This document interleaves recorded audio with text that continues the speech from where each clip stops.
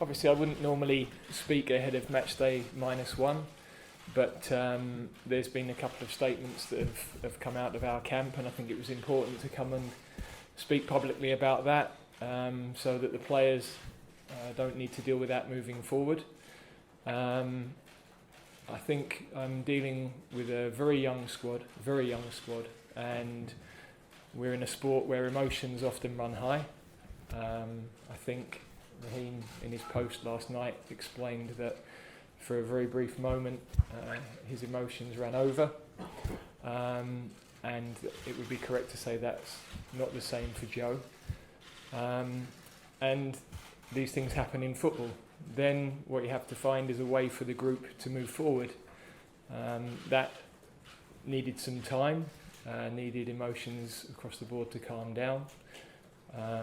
We have some excellent senior players who have played a part in bringing everybody together. And you need, as a manager, to see that the group are prepared to work together moving forward, that everybody's comfortable with that everybody is in the right place. My priority is always the care and well-being of all of my players. And then you have a decision to make as to whether there needs to be something further which is the right thing for the group moving forward, which was my reason for not selecting Raheem for the game on Thursday. In regards to whether that should have been made public or not, in the end, when you've made a decision like that, it's going to be public on Wednesday or Thursday anyway, and I'd have to deal with it then. I'd rather deal with it now so that we can all focus on the game, decisions being made, and as a group we're moving forward and concentrating on the football. Okay, we'll now throw open to the floor for 5 minutes or so. In the interest of fairness, can we limit to one question per person? And we'll start with Carla.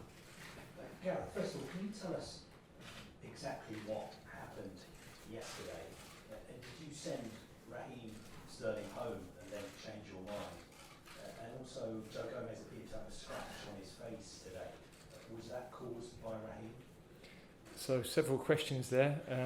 I think the reality is that I'm not prepared to go into detail. I think there is enough conjecture and opinion and talk out there. We don't need to add to that. We've dealt with this as a group. These things happen, and as a group we've decided the best way forward, and we're in agreement on that, and we move forward from there. Mike, that's a big deal. How did Raheem react when you told him that he'd been dropped? Again, I think we are a team who I understand our public profile, and there is incredible, insatiable interest in everything that goes on in our camp. Beyond anything, I think, which exists in any sporting organisation. That's something we have to deal with, that's something we all have to be aware of. And that's the reality of why things become public that in a club often wouldn't. But the detail is not for me to take further. You know, I've said what I think needs to be said publicly, but we have to keep as much as we can between ourselves. Gareth, there's been a lot of speculation today about whether or not this is the right decision or not because he's England's best player. First of all, if you could just address that, and secondly, the rumours that Jordan Henderson got involved in terms of mediation between Joe Gomez and Raheem Sterling. I think it's important to always be as fair as possible on any decision making that I make, whether that's a senior player or a junior player. Quite a number of our senior players have been active in discussions over the last, certainly during yesterday.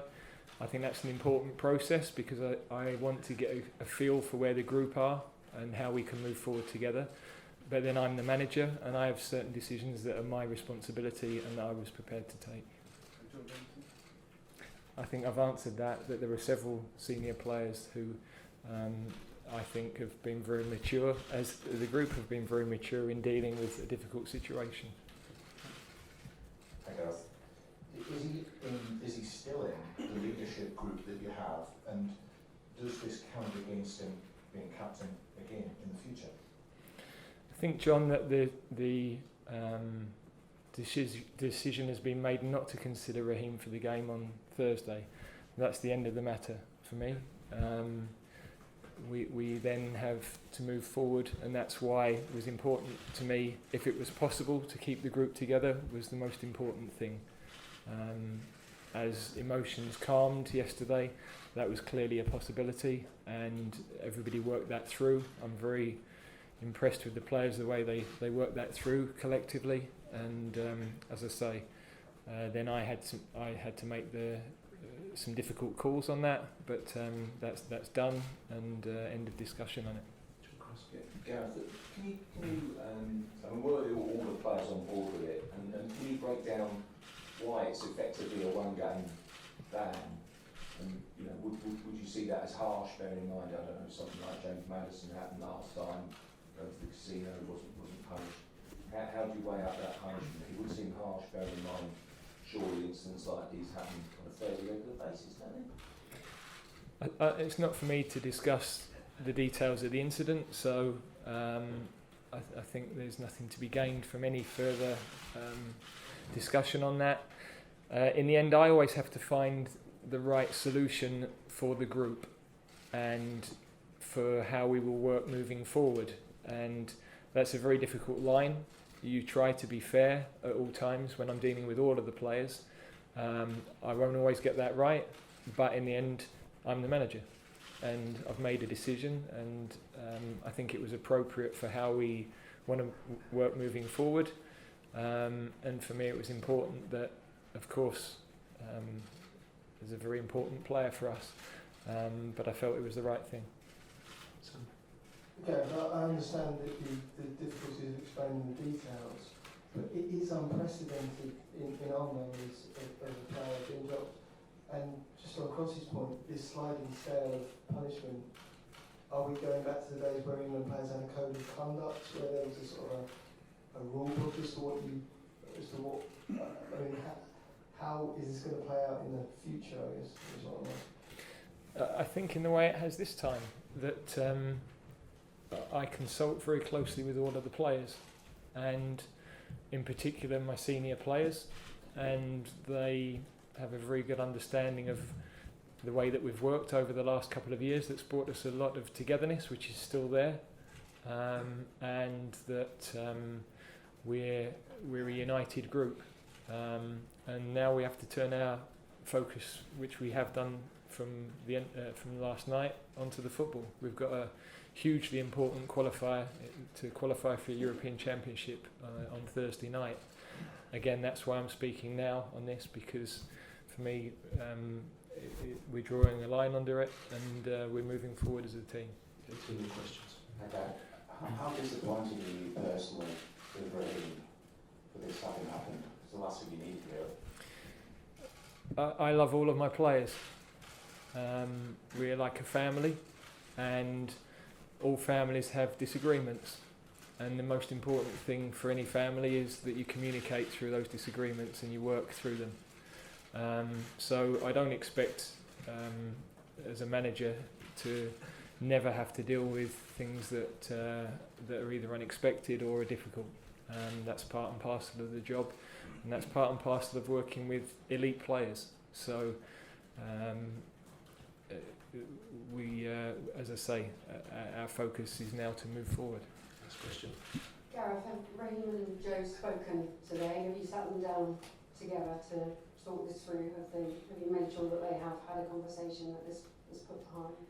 It was crucial to me that everybody in the group is comfortable and is speaking and is ready to move forward with football, and that was absolutely clear. So that's why everybody is still in the camp, that's why everybody is part of the squad, and that's why we're working together towards beating Montenegro on Thursday. So have they had a conversation today? Well, I'm assuming I haven't been with them for every minute of the day, but there's all of the players are talking and communicating. Absolutely. Sorry, Kerry. Apologies. Sorry, couldn't get around you, but we're going to have to end it there. Just clarify something you said earlier. You said that all the players were united behind the decision, but it seems to be that different sense than what we're getting.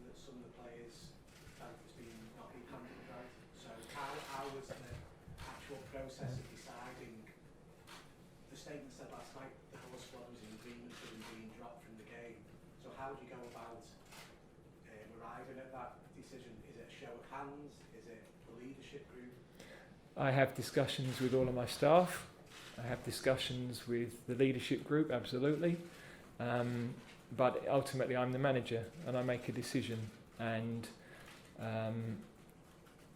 in my view, the group are moving forward. Now, there seems to be all sorts of information being passed from so many different areas. This is a consequence of the England football team at the moment, and that is a very difficult situation, and one that is something we have to think about moving forward, because team getting out, information getting out, there seems to be so many voices in the background. So that's something I have to accept and have to deal with. Every player has had an opportunity to speak to me if they want to. My view is that the group were ready to move forward. Okay guys, thank you very much.